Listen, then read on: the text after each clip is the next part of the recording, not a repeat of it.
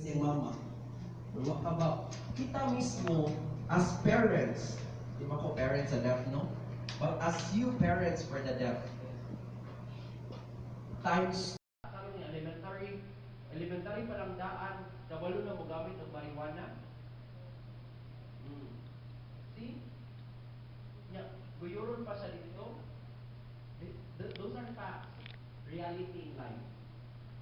So you don't have to be very comfortable. You don't have to kanang ayo jud i-feel ninyo nga okay ra tanan, dili jud okay. Kay para ako di jud okay jud. Dili jud.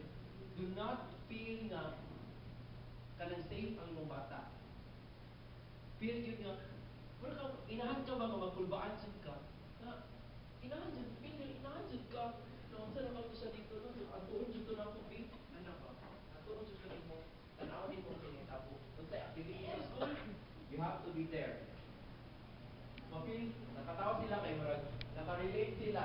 Nga, dito ano saktusan, no? Dapat lang na siya.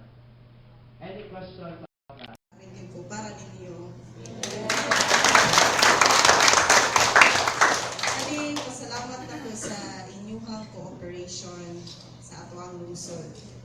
Kay di ba dako kay ang katambuan sa atong lungsod pohon nya ato gining gi-prepare ang mga tao nga dili maawahi, dili mabilin sa paglambo.